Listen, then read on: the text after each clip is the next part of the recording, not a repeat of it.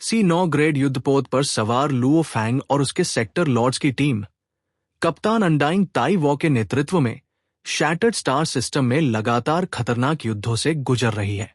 इस 6 महीने के अभियान में उन्होंने 11 खूनी लड़ाइयां लड़ी, जिनमें 3 बेहद खतरनाक थी।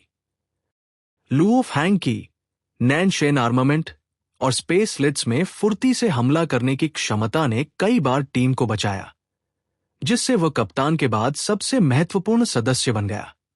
इस दौरान लुओ फैंग ने अकेले ही 32 मिलियन कंट्रीब्यूशन पॉइंट्स इकट्ठे किए, खासकर जनरल और एलिट सेक्टर लॉर्ड्स को मारकर। जबकि अन्य सदस्य छोटी लड़ाइयों में लगे रहे, लुओ फैंग लगातार शक्तिशाली दुश्मनों को चुनता रहा, जिससे उसकी असली ताकत और मिशन की गंभीरता झलकती है। 10 ट्रिलियन पॉइंट्स की कठिन चुनौती, जो उसे अनडाइंग को मारने के लिए प्रेरित कर रही है। टीम एक और युद्ध से पहले आराम की योजना बनाती है, लेकिन तभी वे एक जीवित जहाज, लिविंग शिप, को स्कैन करते हैं, जिसमें 20 सेक्टर लॉर्ड्स और 2 अनडाइंग दुश्मन हैं, जो लड़ाई के लिए तैयार है। ये एक निर्णायक संघर्ष की शुरुआत है, जहां केवल एक पक्ष ही जीवित बचेगा। लेकिन लुओ फैंग, जिसे मैडमैन कहा जाता है, हर लड़ाई में अपनी असाधारण शक्ति और ठंडे आत्मनियंत्रण के साथ सभी को चौंकाता है। लुओ फैंग और उसकी टीम एक सफल लड़ाई के बाद आराम की तैयारी में थी, जब अचानक उसे अपने स्कैनर से खतरे का संकेत मिला।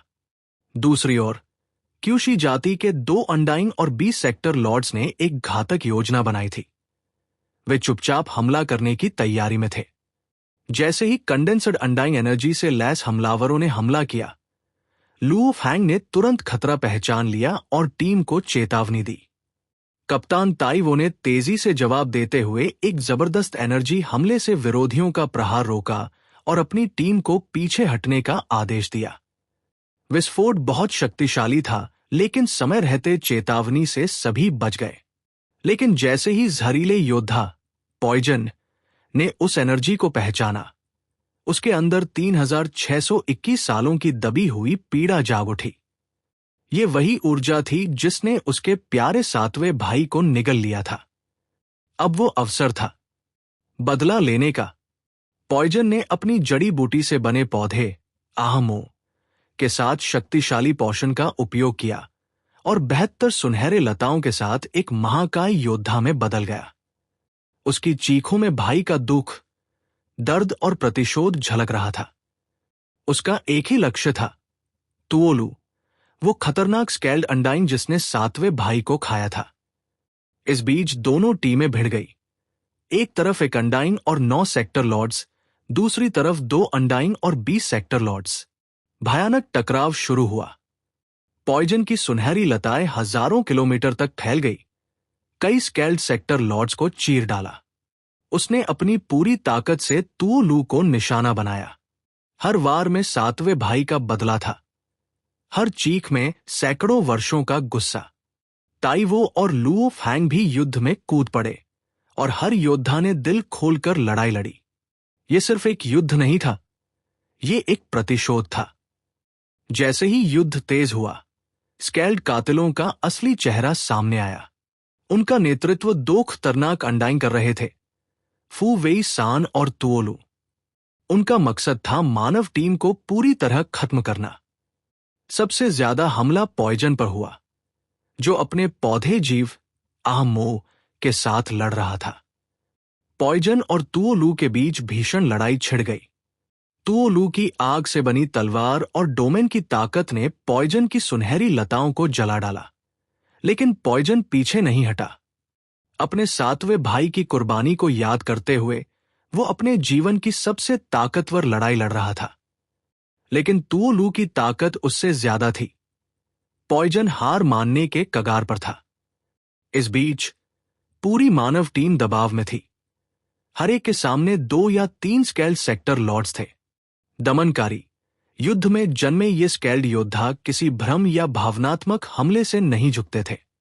उनकी जीवन कोर को नष्ट करो, यही तरीका था उन्हें मारने का। लेकिन तभी मैडमैन लुओ फैंग ने कमान संभाली। अपने नानशेन ब्लेड से उसने मात्र 3 सेकंड में 10 स्केल्ड सेक्टर लॉर्ड्स को मौत के घाट उतार दिया। उसकी ताकत एक अनडाइंग योद्धा के बराबर थी, जिससे दुश्मनों के होश उड़ गए। अब संतुलन बदल चुका था। जब तुओ लू ने भागने की कोशिश की तो लुओ फैंग ने दोबारा हमला किया, जिससे उसका शरीर डगमगाने लगा और पॉइजन की लताएं दोबारा उस पर लिपट गई। आखिरकार 72 सुनहरी लताओं ने तुओ लू को जकड़कर उसकी हड्डियां तोड़ दी और उसके अनडाइंग शरीर को पूरी तरह बंद कर दिया, जिससे उसकी मृत्यु निश्चित हो गई। सातवें भाई पॉइजन ने आसमान की ओर देखकर रोते हुए चिल्लाया। उसकी आंखों से बहते आंसू इस बात का प्रमाण थे कि यह युद्ध सिर्फ एक मिशन नहीं था, ये एक बदला था, एक प्रतिज्ञा थी।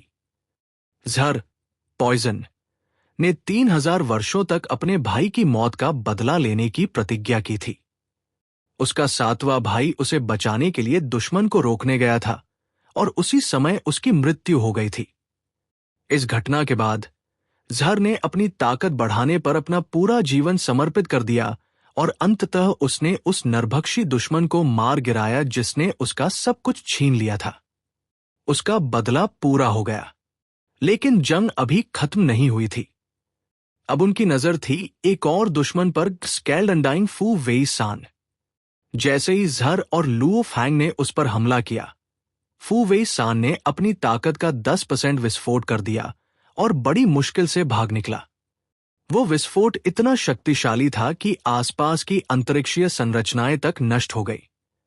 हालांकि इस प्रक्रिया में उसने अपनी आत्मा का एक हिस्सा भी खो दिया, जिससे उसकी ताकत और पुनः निर्माण क्षमता पर गहरा प्रभाव पड़ा।